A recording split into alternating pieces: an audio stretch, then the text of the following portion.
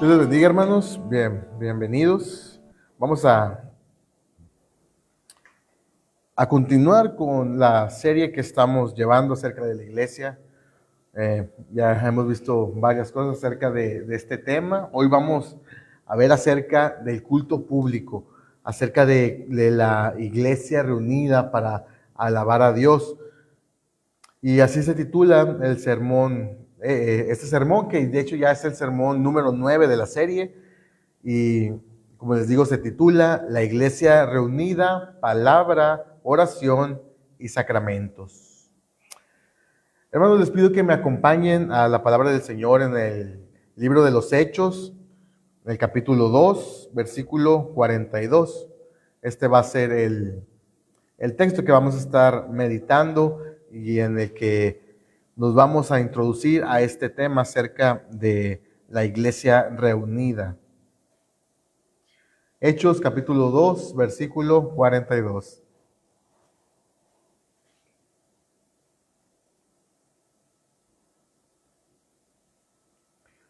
Dice la palabra del Señor, y perseveraban en la doctrina de los apóstoles, en la comunión unos con otros, en el partimiento del pan y en las oraciones. Amén. Vamos a orar para que el Señor nos ayude en el entendimiento de este tema el día de hoy. Amado Dios, buen Padre Celestial, hoy venimos ante ti, Señor, después de haber disfrutado la liturgia, después de haber cantado, haber leído tu palabra, haber proclamado tu santo nombre, Señor. Hoy nos disponemos a escuchar tu santa palabra siendo expuesta.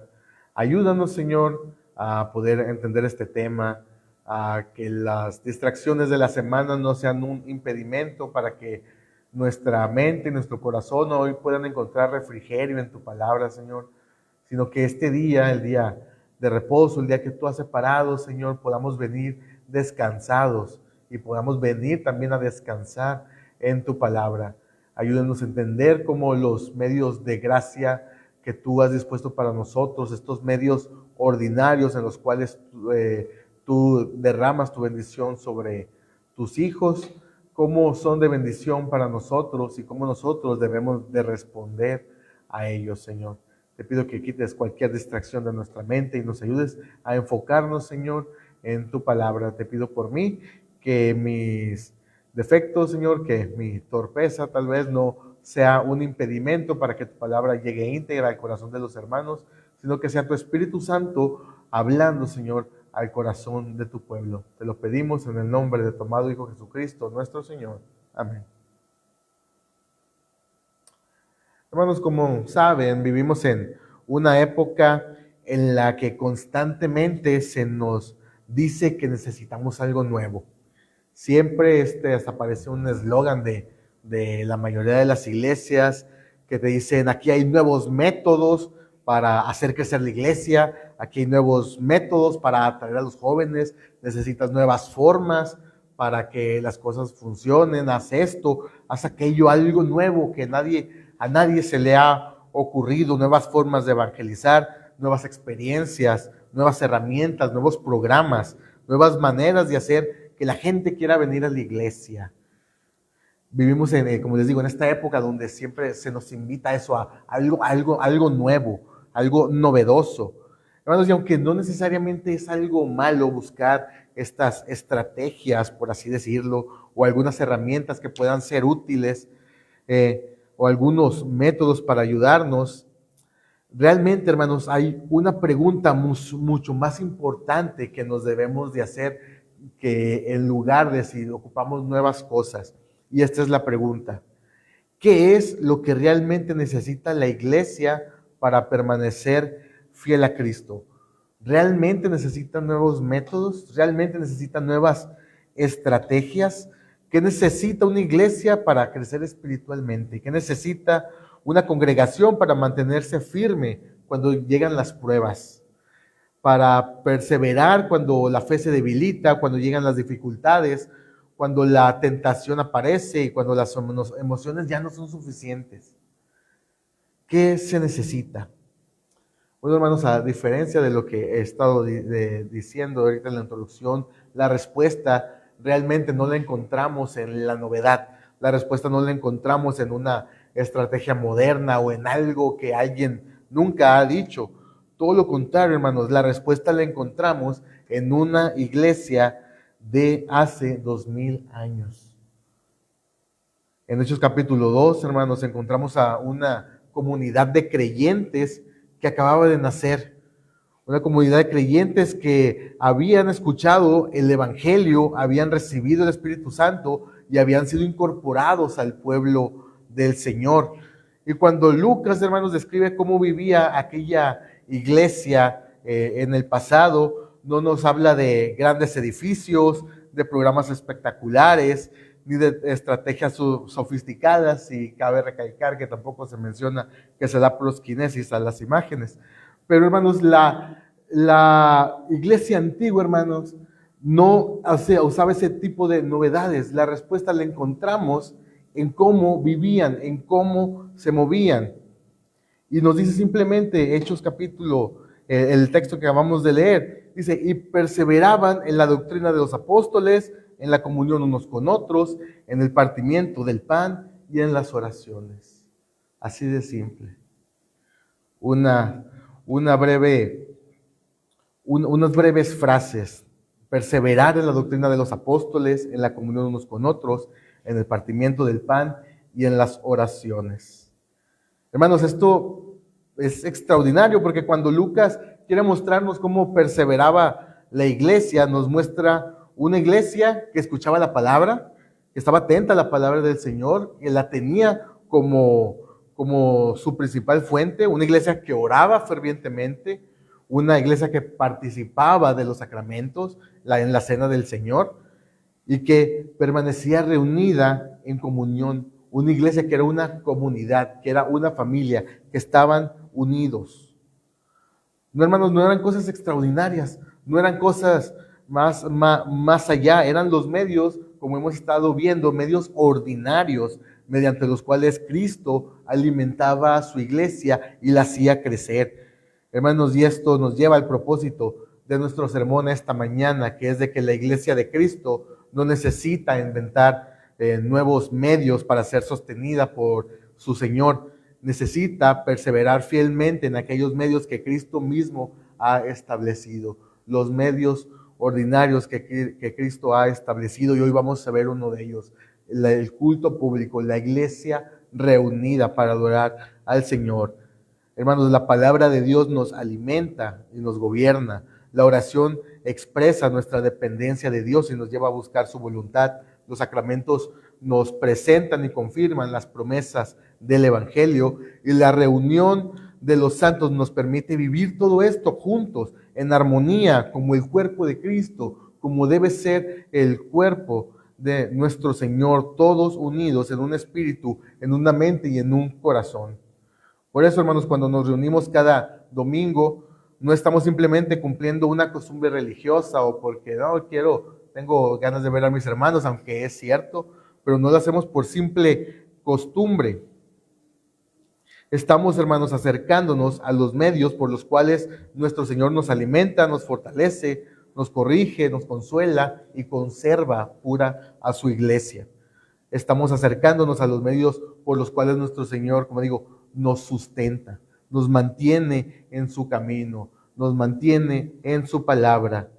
¿Qué sucede, hermanos, cuando la iglesia se reúne delante de Dios? ¿Qué sucede en estos momentos, como el día de hoy, que el Señor ha separado este día para poder reunirnos un día entre 7, poder estar todos juntos y alabar su nombre? ¿Qué sucede cuando la iglesia se reúne? Hermanos, y vamos a ver 3 cosas principales: que la iglesia escucha la palabra, que la iglesia ora y la iglesia participa de los sacramentos, y que todo esto ocurre dentro de la adoración pública de Dios, de la adoración pública del pueblo de Dios. Y vamos el primer punto, hermanos, que quiero abordar el día de hoy, es la centralidad de la palabra. Dice el texto que acabamos de leer, dice, perseveraban en la doctrina de los apóstoles. Dice Lucas que el pueblo de Dios, que la iglesia temprana, dice, perseveraba en la doctrina de los apóstoles. Hermanos, la vida de la iglesia como cuerpo de Cristo gira en torno a la predicación de la palabra de Dios. Esta es la vida de la iglesia, gira en torno a la doctrina que encontramos en las Escrituras. Hermanos, somos una comunidad que se mantiene anclada en el Evangelio, que se mantiene anclada en el mensaje de la cruz. Eso es nuestro eje principal, un pueblo redimido por Cristo, que busca ser como Cristo, vivir de acuerdo a las enseñanzas de Cristo, predicar la palabra de Cristo y que espera el regreso de Cristo al final de los tiempos. Somos la iglesia de Cristo y esto es lo que hacemos. ¿Y de dónde sacamos eso, hermanos? El Evangelio es el núcleo. Sin el Evangelio, hermanos, no hay iglesia. Sin la predicación de la palabra de la iglesia, sin la predicación de la palabra, la iglesia no sabría cómo dirigirse, no sabría cómo vivir, cómo edificarse, no tendría un camino al cual seguir, sino que se inventaría, como lamentablemente la iglesia muchas veces en la historia lo ha hecho, se inventaría sus propios caminos, pero aún así tenemos la palabra profética más segura, tenemos un mapa el cual nos dice cómo vivir, cómo caminar y hacia dónde ir.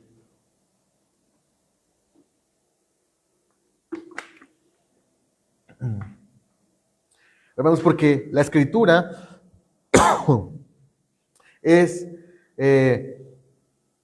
hermanos, la palabra de Dios es como hemos escuchado muchas veces, nuestra única regla de fe y de conducta.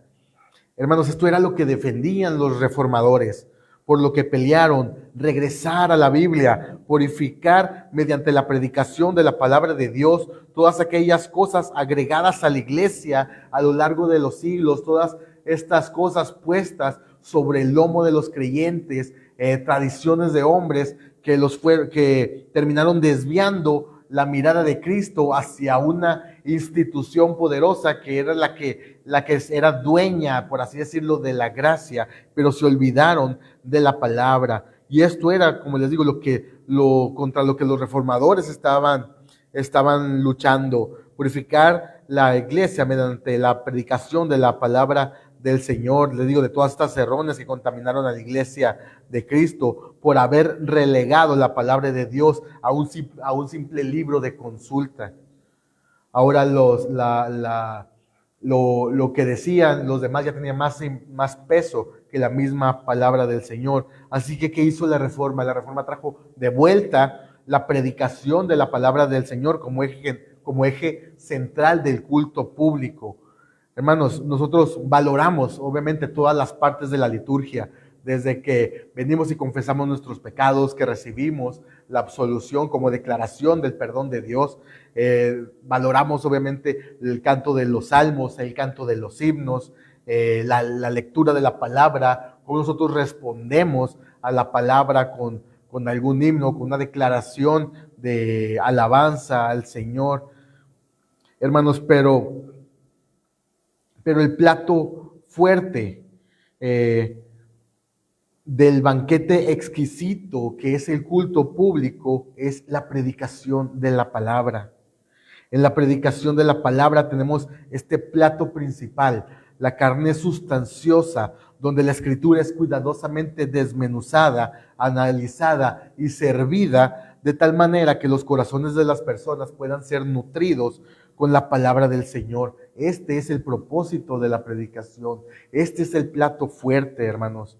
Primera de Corintios 3:2 dice: os di a beber leche y no vianda, porque aún no eras capaces, ni sois capaces todavía. Y Primera de Pedro 2, capítulo 2, versículo 2 dice: desead como niños recién nacidos la leche espiritual no adulterada, para que por ella crezcáis para salvación. Hermanos, el propósito de la predicación en el culto público es el crecimiento espiritual de los creyentes. Los textos que acabamos de leer hablan de la enseñanza como si fuera comida, como si fuera un alimento. Por un lado, Pablo les dice a los corintios que son inmaduros, como para poder darles enseñanzas más profundas, que ellos necesitan las cosas básicas, ellos necesitan papilla, porque aún no han madurado. en la fe. Y Pedro en su epístola los exhorta que deseemos una buena enseñanza sustanciosa, que deseemos la carne, que deseemos la leche espiritual no adulterada, que anhelemos, como les digo, una predicación sustanciosa, algo que nos llene, que nos nutra, que nos ayude a crecer espiritualmente. Hermanos, pero así como la comida chatarra o la comida rápida, que tal vez pueda ser sustanciosa y llenar el estómago, pero que carece de nutrientes y de lo que el cuerpo necesita, así, hermanos, una mala predicación puede estar llena de palabras, puede decir palabras que atraigan, pero, hermanos, puede ser dulce al oído y hacer creer a los hermanos que están siendo nutridos, pero realmente están comiendo palabras vacías. Por así decirlo, yo no soy quien para decirlo, evidentemente, pero están comiendo puros carbohidratos vacíos y no están comiendo cosas que los llenen. Hermanos, y más que nutrir y fortalecer al cuerpo, le están haciendo daño y están matando el espíritu poco a poco. Así que, ¿qué hace que una predicación sea nutritiva, que realmente alimente el alma de las personas? ¿Qué hace que una predicación sea ese alimento, sea esa leche espiritual no adulterada? Que se mantenga en la enseñanza apostólica, que se mantenga en la palabra del Señor, que todo lo que se enseñe sea directamente sacado de las Escrituras. Hermanos, ese es nuestro seguro.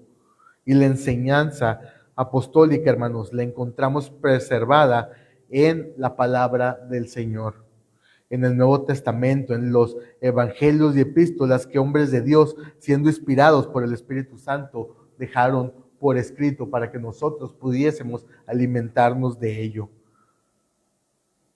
Hermanos, una predicación que no expone la palabra del Señor, que no va al texto y te dice lo que Dios dice en su palabra, no es una predicación. Puede ser una charla motivacional, puede ser un speech o algo así, pero un sermón no lo es.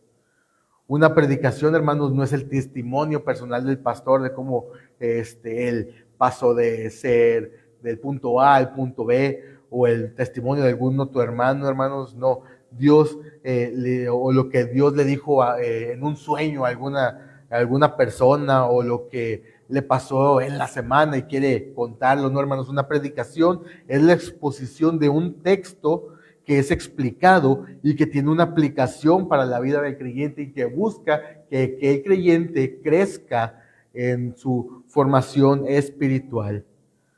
Hermanos, por eso un predicador es un profeta que puede decir desde el púlpito, Dios dice, porque él debe estar completamente seguro que su predicación está 100% basada en la palabra del Señor. Y cuando un predicador estudia y está realmente convencido de que lo que dice es palabra del Señor, puede decir desde el púlpito, Dios dice, como decían los antiguos profetas. Hermanos, y esto es el pináculo de la vida cristiana, ya que la enseñanza de la palabra, ya que de la enseñanza de la palabra derivan todas las demás cosas, porque como vimos, en ella encontramos cómo orar, cómo adorar a Dios, cuáles son los sacramentos, cómo se deben administrar, cómo debemos de vivir, qué debemos de hacer cuando estamos reunidos, todo nuestra vida, cómo debemos de movernos, cuál debe ser nuestra conducta, qué debemos de creer, lo encontramos en la palabra del Señor.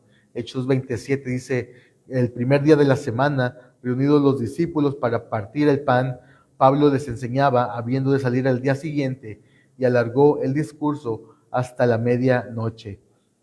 Hermanos, en este pequeño versículo, en este pasaje, encontramos el ejemplo de un culto público. Es el primer día de la semana, hay partimiento del pan, o sea, se refiere a la Santa Cena, y hay predicación.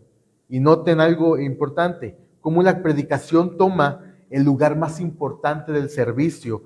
Tanto así que la predicación de Pablo dice que duró hasta la medianoche. Duró tanto la predicación de Pablo, tomó esa posición central en el culto, hermanos. Y esto, hermanos, no es para decir cuánto tiene que durar un sermón, no vamos a estar aquí igualmente hasta las 12 de la noche, sino que es para hacer notar que la centralidad de la palabra siempre ha tenido prioridad para la iglesia desde el principio. La predicación de la palabra siempre ha tenido ese lugar primordial. Este medio de gracia, hermanos, que es la predicación, ocupa el lugar central en el culto público. De hecho, por eso muchas iglesias reformadas, cuando estalló la reforma, cambiaron el lugar del púlpito, quitaron el altar del centro y colocaron el púlpito como declaración que el sacrificio de la misa ya no ocupaba el lugar central del culto, sino que ahora lo ocupaba la predicación. Hermanos, nosotros tenemos al centro la mesa del Señor y tenemos el púlpito a un lado, porque comprendemos realmente que no importa dónde esté colocado el púlpito, sino que la predicación realmente sea el centro de la palabra, porque podemos tener el púlpito en medio, podemos tener el púlpito aquí, podemos tener el púlpito como en las antiguas iglesias que eran así elevadas, pero si la palabra del Señor no tiene esa prioridad, si la palabra del Señor, si la predicación está vacía, no es una predicación extraída de la palabra, si lo que dice el que está predicando son puras cosas que a él se le vienen a la mente, ¿de qué sirve entonces? ¿Dónde esté colocado el púlpito? Al final no es una predicación, al final no nutre a los creyentes. Así que nosotros podemos tener la mesa en el centro y podemos tener el púlpito aquí a un lado, pero la predicación es el tema central de nosotros. Tiene esta prioridad y no estamos minimizando, obviamente, para nada el sacrificio de la cena del Señor. También tiene este estatus prioritario, hermanos, pero la palabra del Señor es central. Hay una prioridad en la palabra del Señor.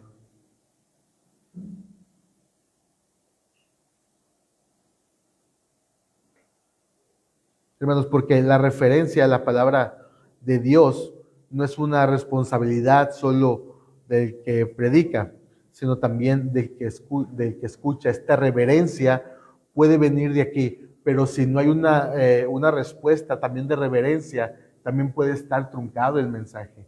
Ahí son de las dos partes, tanto del que predica como del que escucha. Eclesiastés 5.1 dice, cuando fueres a la casa de Dios, guarda tu pie y acércate más para oír que para ofrecer el sacrificio de los necios, porque saben que hacen mal. Aquí dice, ponte atento, acércate, ¿qué están diciendo del Señor? ¿Te interesa lo que se está predicando? Pon atento tu oído a lo que se está diciendo.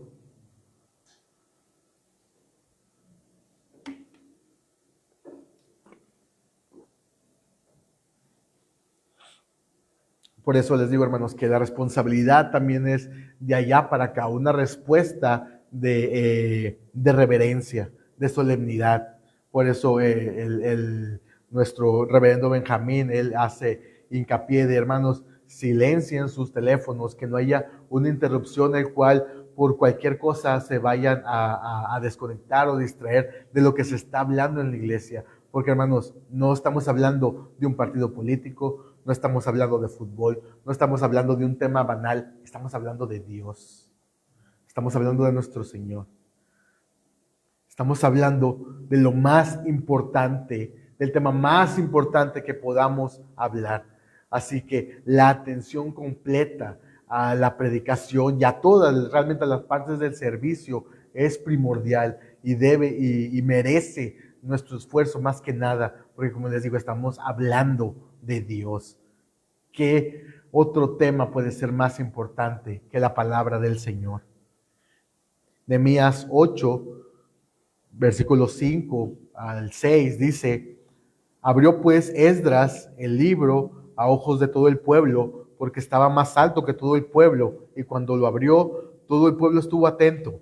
Bendijo entonces Esdras a Jehová, Dios grande, y todo el pueblo respondió, amén, amén, alzando sus manos, y se humillaron y adoraron a Jehová, inclinándose a tierra.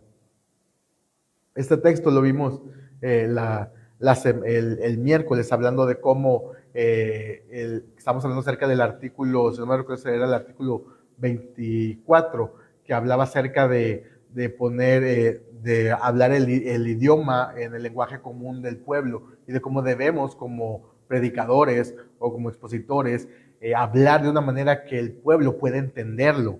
Hermanos, pero aquí también vemos cómo el pueblo responde. Vemos que el pueblo dice, todo el pueblo estuvo atento, todo el pueblo estaba a la expectativa de lo que iba a decir Esdras. Tan así que cuando él bendijo al Señor, todos pudieron responder, amén, amén. Así que hermanos, cuando estamos aquí y que estamos metidos en la adoración y hay un responsorio, a veces hermanos podemos estar distraídos y si hay una parte que nosotros, por ejemplo, cuando decimos esta doxología al final de un salmo, que decimos gloria sea al Padre, al Hijo y al Espíritu Santo, se nota, hermanos, a veces que estamos distraídos y empiezan a decir, nosotros regresamos y Padre, Hijo y Espíritu Santo, hermanos, eso no debe pasar, debemos estar enfocados de lo que estamos haciendo.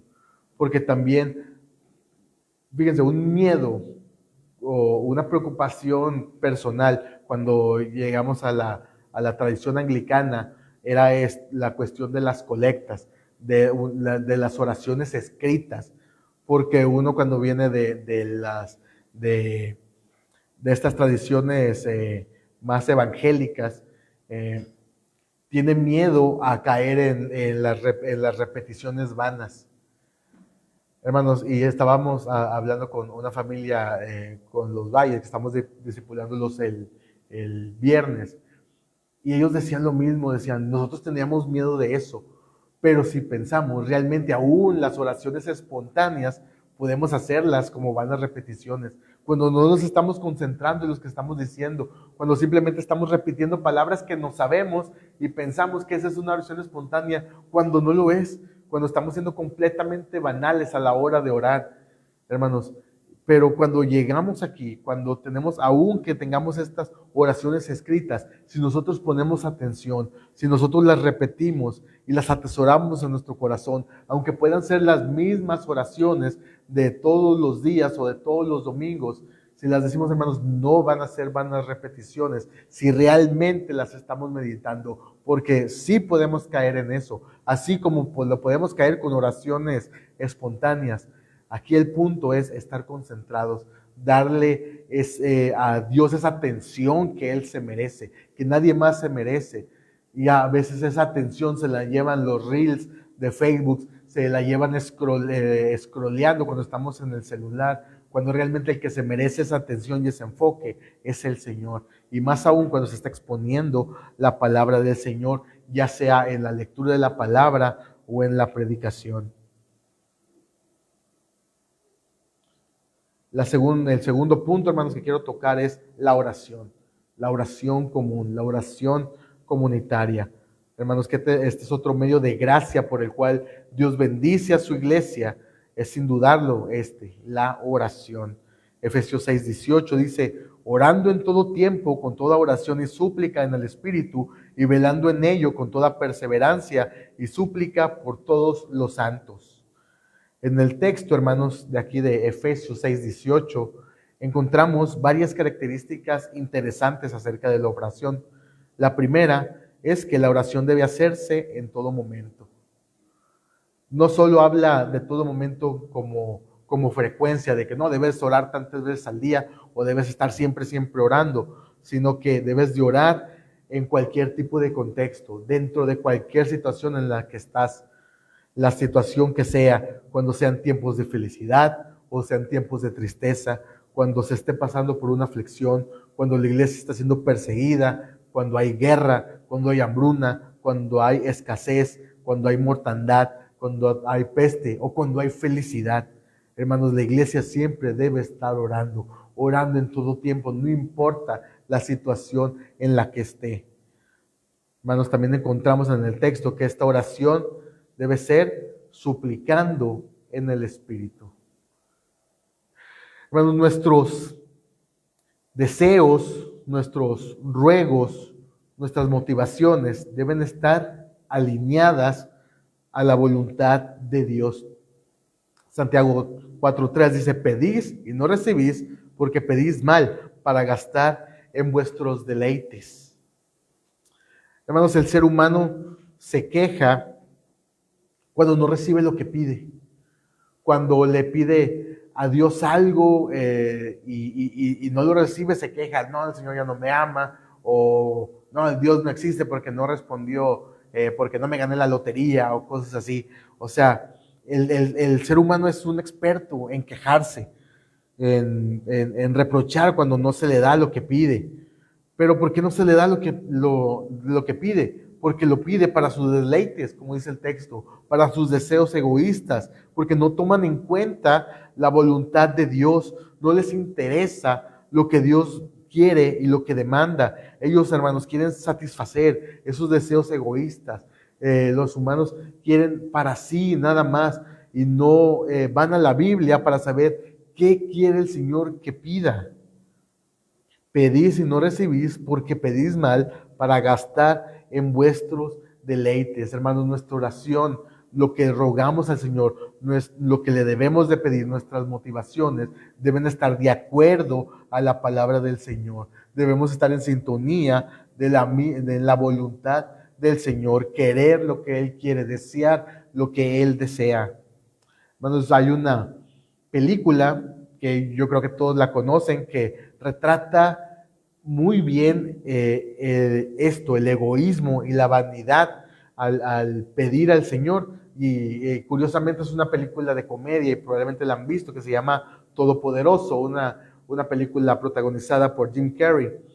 Hermanos, en esta película vemos cuáles son los deseos de esta persona. Él quiere ser exitoso, tener un auto deportivo, humillar a sus rivales. Y vemos que en la película se le dan poderes como si fuera un dios y hace todo tipo de cosas, pero lo primero que hace es conseguirse un auto deportivo, crecer en el trabajo, hacer esto, lo otro, para sus deleites. Hermanos, y hay una escena que hace reflexionar, porque es una escena donde él, como tiene este trabajo como si fuera Dios, a él le llegan todas las oraciones y él hace como un programa de correos donde le llegan todos y él tiene que contestar todos y a todo le dice que sí. Y esto es interesante porque ahí se ve cuáles son las cosas por las que personas piden, cuáles son el tipo de peticiones y ruegos que le llegan. Hermanos, y las cosas, el tipo de cosas que la gente le pide a Dios son igual de banales en la realidad que en lo que sale en la película, porque ahí sale que la gente se ganó la lotería, la gente bajó de peso de un lado a otro, que el ex regresara, que pasaran un examen, puras cosas para los deseos egoístas de las personas.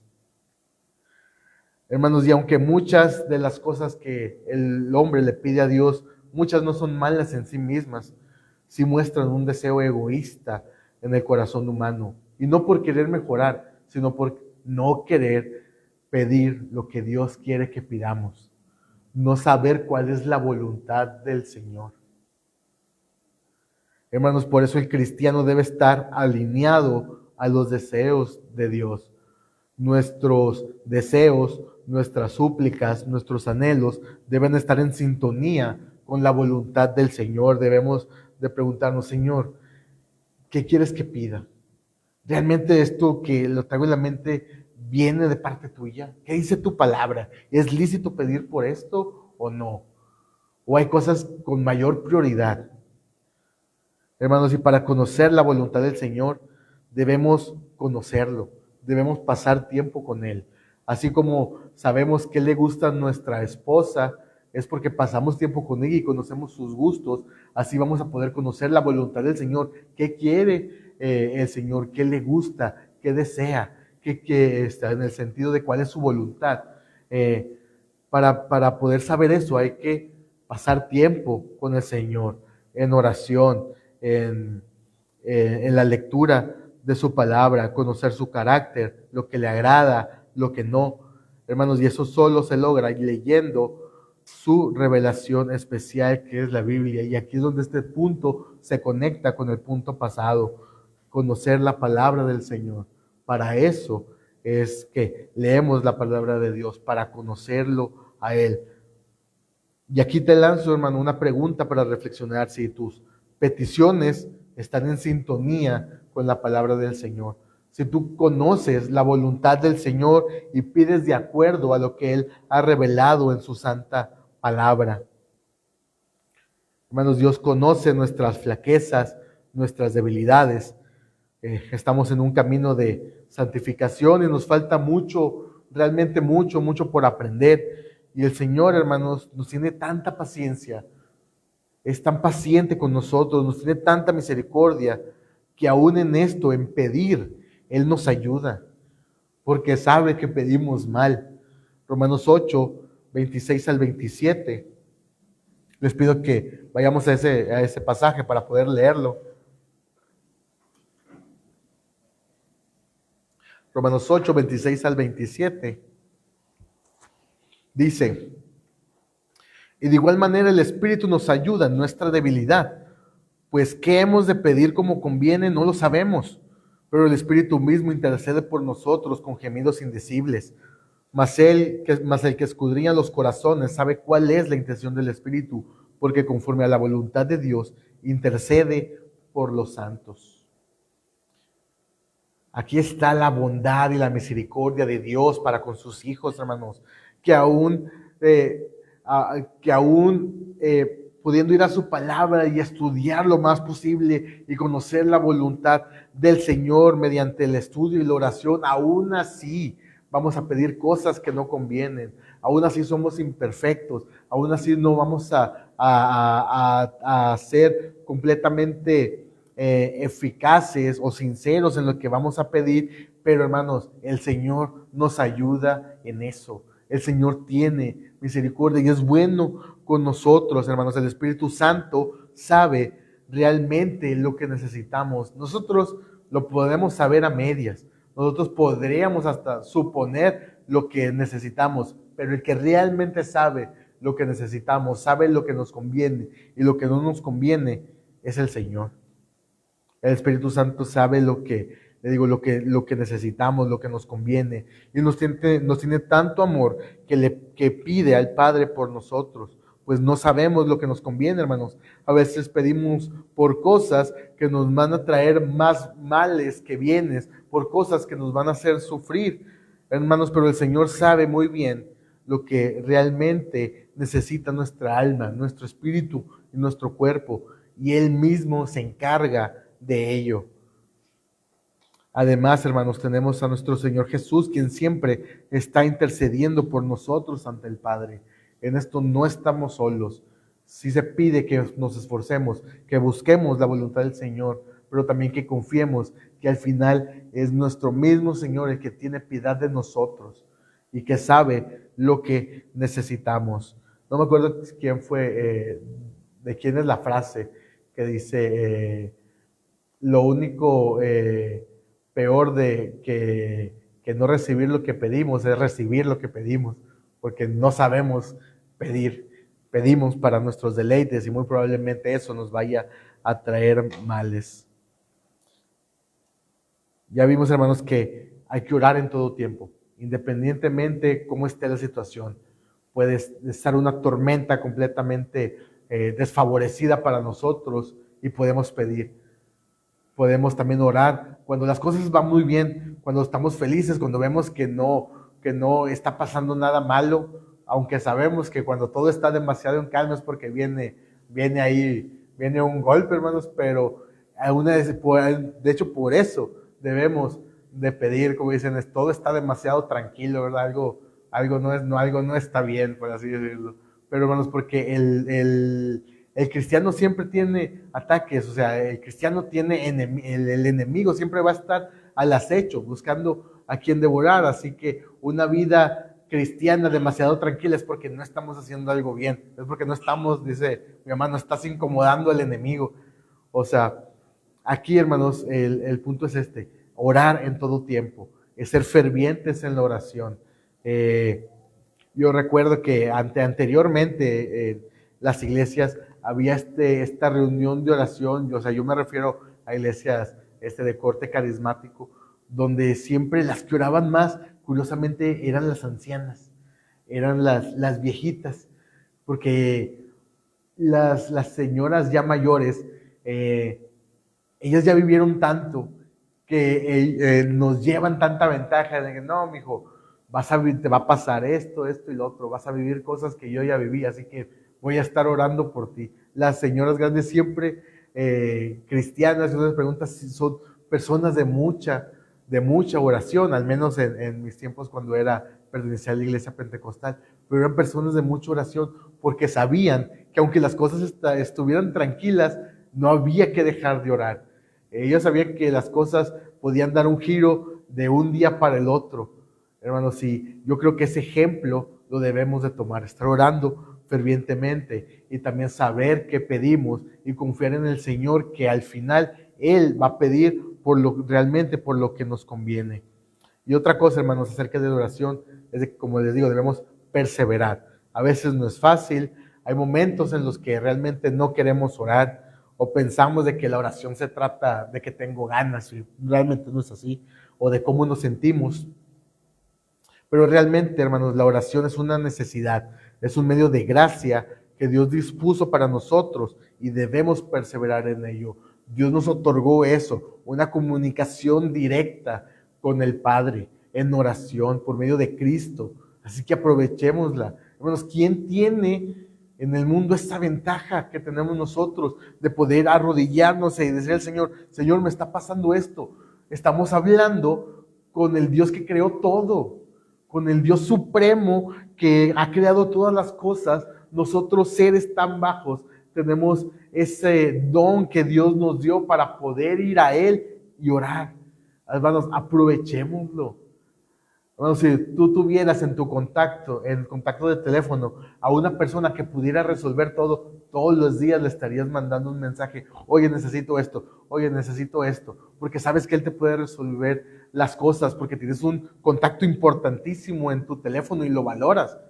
Hermanos, nosotros tenemos de contacto directo a Dios el 24/7 y a veces no, por así decirlo, no le mandamos un mensaje de WhatsApp, no nos comunicamos con Él, no vamos de rodillas, cuando Él es el Ser Supremo, lo más importante de todo. Vayamos a Él en oración. Colosenses 4:2 dice, perseverad en la oración, velando en ella con acción de gracias. Perseverar, dice, velando en ella, que a veces no durmamos, hermanos, por tal de estar orando. ¿Qué le dijo nuestro Señor a los discípulos cuando estaban en el Getsemaní? ¿No puedes velar una hora? Una hora. Realmente, ¿cuántos oramos una hora al día? A veces, Señor, gracias por eso. Bueno, vamos y suena el celular y todavía nos atrevemos a contestar el celular cuando estamos hablando con Dios. El Señor nos ayude, hermanos, y nos tenga paciencia y nos tenga misericordia de nosotros por hacer muchas veces esas cosas, hermanos. Hermanos, también otra cosa que encontramos es que la oración debe ser por todos los santos. Esto no se refiere a los santos de la Iglesia Católica Romana, sino a todos los hijos de Dios. Nuestra oración debe ser por todos los hermanos, incluso por los que no conocemos. Por eso es que oramos por la Iglesia Católica, por toda la Iglesia Universal de Cristo. Oramos por el clero, oramos por la iglesia perseguida, oramos por las misiones, por los misioneros, por las iglesias que apenas se están levantando, por las iglesias que han caído en apostasía. Oramos por todos, porque aquí dice orar por todos los santos. Primera de Timoteo 2:1 dice, exhorto ante todo que se hagan rogativas, oraciones y peticiones y acciones de gracia por todos los hombres. Hermanos, también se nos pide en la palabra orar por todos los hombres. Nosotros como cristianos, hermanos, no podemos negar una oración a alguien. Por eso incluso oramos por personas no convertidas cuando nos piden, ¿sabes qué? Ora por mí porque me está pasando esto. Y lo hacemos, hermanos, con todo gusto. Oramos por las personas, pedimos al Señor que los bendiga, que supla su necesidad, que tenga misericordia de ellos, hermanos. Pero no debemos olvidarnos la necesidad primordial de esas personas, que es la salvación de su alma y la reconciliación con Dios. Cuando nosotros oramos por las autoridades civiles, ¿qué decimos en la oración? De que ellos reconozcan que su autoridad viene derivada de Dios, que ellos reconozcan sus malos caminos, y oramos que Dios frustre los planes malvados, egoístas y que van en contra de la palabra del Señor, si es que aquellos personajes que están en eminencia están haciendo cosas así, pero oramos por ellos, oramos que los bendiga y que el Señor abra su entendimiento. Por eso, hermanos, oramos por las autoridades civiles. Nuestra tradición anglicana, hermanos, tiene esto bien en claro porque la Biblia habla, no habla de estas oraciones de que solo deben de ser en privado, hablando acerca de la oración en general, sino que nuestra tradición anglicana valora mucho la oración comunitaria, la oración colectiva en el culto público. La iglesia unida debe orar por todo esto. Por eso nuestra guía de liturgia se llama el libro de oración común, donde toda la iglesia reunida ora al unísono, ora lo mismo, ruega al unísono, todos juntos, unánimes en oraciones, en lecturas y cantos, todos en un mismo espíritu, en un mismo sentir, en un mismo corazón, hermanos. Y las diferentes colectas que tenemos nos hablan de la preocupación de la iglesia por fomentar una piedad común, que todos estemos en este mismo sentir, que todos estemos en la misma línea, orando por lo mismo. Hermanos, otra parte fundamental de la vida de la iglesia son los sacramentos.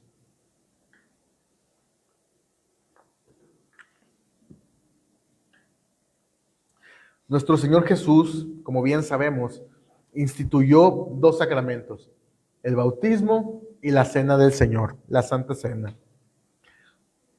Hermanos, estos deben ser practicados regularmente en el culto público. No debe haber un descuido de los sacramentos. Y lamentablemente en el ámbito evangélico se descuidan totalmente, o al menos el que se descuida es la Santa Cena. Hay iglesias que tienen la Santa Cena una vez cada 6 meses, una vez al mes, incluso unas que tienen una vez al año.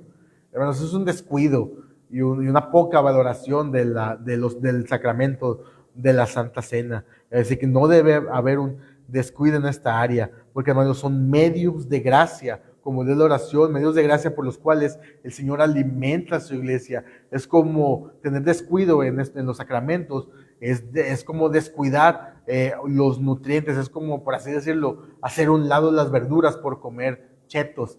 O sea, no podemos hacer eso, hermanos.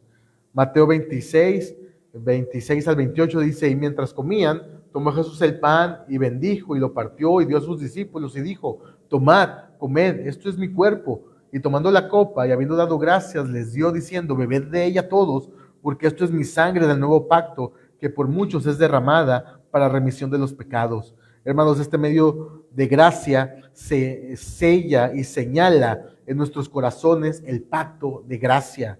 Nos recuerda el sacrificio de Cristo, el perdón de nuestros pecados. Hermanos, participamos espiritualmente de su cuerpo y de su sangre. Primera de Corintios 10, versículos del 16 al 17 dice: la copa de bendición que bendecimos no es la comunión de la sangre de Cristo. El pan que partimos no es la comunión del cuerpo de Cristo. Siendo uno solo el pan, nosotros, con ser muchos, somos un cuerpo, pues todos participamos de aquel mismo pan. Hermanos, también cuando participamos de la Santa Cena, vemos que somos un cuerpo, participamos del mismo pan. Hay una unidad en el sacramento. Toda la iglesia de Cristo alrededor del mundo que celebra la mesa del Señor está unida mediante este sacramento. Aunque tengamos diferencias de índoles o de pensamiento, participamos del mismo pan. Y cuando en la iglesia local, hermanos, así mismo, participamos de una misma hogaza de pan que es partida en representación del sacrificio de Cristo, y todos participamos de ahí. Todos somos un mismo cuerpo. Esto apunta a la unidad de la iglesia y a que estamos unidos en Cristo. Hermanos, y lo mismo sucede con el bautismo, que también es señal y sello del pacto de gracia. Toda la iglesia participa del bautismo, por ejemplo, del bautismo de un niño, del bautismo de un adulto. Todos participamos en la administración del bautismo, cuando se celebra el bautismo, aunque nosotros no seamos los que estamos siendo bautizados en ese momento, la iglesia participa, la iglesia está viendo, la iglesia está orando, la iglesia está pidiendo por aquel bebé, que el Señor tenga misericordia cuando se le está infundiendo el agua. Hermanos, le digo, toda la iglesia participa de esto porque al estar presentes recordamos nuestro bautismo.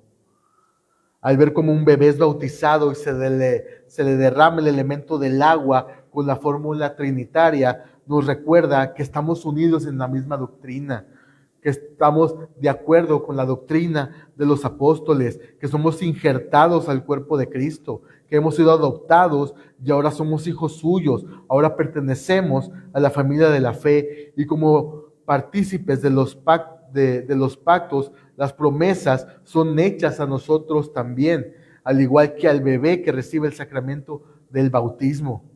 Todos participamos en los sacramentos, tanto en el bautismo como en la cena del Señor. Así que la correcta administración de los sacramentos revitaliza a la iglesia, es un alimento para ella, les recuerda las cosas esenciales. Ahora cuando vemos, cuando participamos ya sea del bautismo o de la Santa Cena, ahora todos los sentidos, no solo el oído, son testigos de las promesas y de la palabra de Dios. Ahora nuestro paladar, nuestro gusto, nuestro tacto, nuestro olfato son partícipes de aquello que a lo que los elementos están apuntando, a la obra de Cristo y a las promesas y al pacto hecho. Hermanos, y eso se sella en el corazón de cada uno de los creyentes mediante los sacramentos. Por eso es una parte importantísima en el culto público y se hace cuando la iglesia está reunida. Ya por el último punto, hermanos, es la adoración pública. Así en general, como vimos al principio, el primer día de la semana, la iglesia se reunía para celebrar el culto público, el día de reposo cristiano, donde se recuerda la resurrección del Señor. Y como hemos visto, hermanos, hay varios elementos que podemos encontrar en el culto público. Me gusta mucho lo que dice la Confesión de Fe de Westminster respecto a esto, que dice la lectura de las Escrituras con temor reverencial, la sólida predicación y el escuchar conscientemente la palabra en obediencia a Dios con entendimiento, fe y reverencia, el cantar salmos con gracia en el corazón y también la debida administración y la recepción digna de los sacramentos instituidos por Cristo. Todas estas cosas son parte de la adoración religiosa ordinaria a Dios. Y además, los juramentos religiosos, los votos, los ayunos solemnes y las acciones de gracias en ocasiones especiales han de usarse en sus tiempos respectivos de una manera santa y religiosa. Hermanos, como hemos visto a lo largo de la serie de la iglesia, es que todas las cosas que Dios nos manda son para nuestro beneficio. No son cosas arbitrarias, no son cosas que aún Él pudiéndolo hacer, de pedir algo completamente arbitrario, nosotros deberíamos obedecer. Pero como les digo, nuestro Señor no es así. Lo que ordena siempre es para nuestro beneficio, siempre es para nuestro bien. Y en esto, hermanos, no es la excepción. Todas las cosas que Dios nos manda son para eso. Él separó un día entre 7 como día de reposo. Escuchen la palabra de reposo, descanso, dejar de trabajar un día de descanso, un día de refrigerio. Hermanos, lo podemos ver el día de reposo cristiano como una imposición. Podríamos decir, tengo que ir a la iglesia el domingo. Es el único día que tengo para descansar y tengo que ir a la iglesia. Si estamos pensando así, estamos completamente equivocados. El venir a la iglesia es un reposo. El venir a la iglesia es refrigerio. Es alimentarnos del Señor. Es refrescarnos en el manantial de vida. Hermanos, lo deberíamos ver como un regalo, como un don, como algo de beneficio para nosotros. El día que Él separó y demanda para sí es un día que nos es de beneficio. Descansamos en Él, le adoramos y tenemos comunión con los hermanos.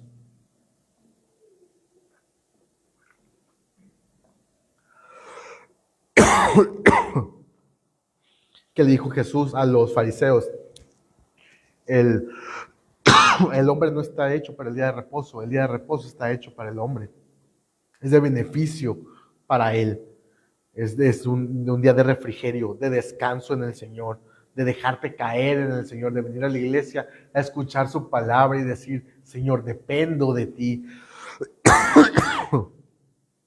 Y nuestras fuerzas son renovadas para, eh, para lo que sigue en la semana. Es como venir a recargarnos de las pilas, hermanos.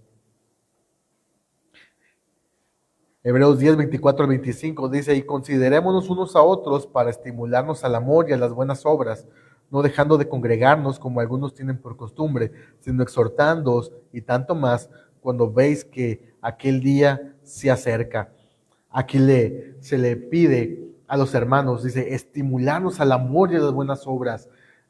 Son por cosas buenas, no es un regaño, no es decir, hermano, tienes que venir porque eso y por lo otro, es por tu bien, hermano, es para que te alimentes del Señor, para que descanses en Él, para que dejes a un lado todo ese ajetreo de la semana y hoy puedas venir descansado en la presencia del Señor. Y dice, no dejando de congregarnos como algunos tienen por costumbre. Hermanos, los que por alguna razón te dejas de congregar, el Señor tiene misericordia y no es algo tal vez que te vas a condenar por si por alguna razón pues válida o de peso no vas a la iglesia. Pero hermanos, aún el Señor de eso tiene misericordia. Pero si es un día en que ese día te has perdido de la comunión con los hermanos, ese día te has perdido de escuchar la palabra del Señor. Como digo, Dios tiene misericordia y tiene piedad y no te van a mandar al infierno por faltar un domingo a la iglesia, hermanos, porque pueden pasar mil cosas y eso es comprendible y es comprensible y el Señor lo sabe, hermanos. Pero recalca de que la importancia de este día y la importancia de reunirnos como congregación este día y que si por alguna razón no podemos ir a la iglesia, que no se nos haga una costumbre. Dice, tanto más cuando veis que aquel día se acerca. Podemos decir, no, esto se ha dicho hace 2000 años y el día no se ha acercado, hermanos. Estamos 2000 años más cerca que cuando se escribió esto. Así que sí, el día está cada vez más cerca.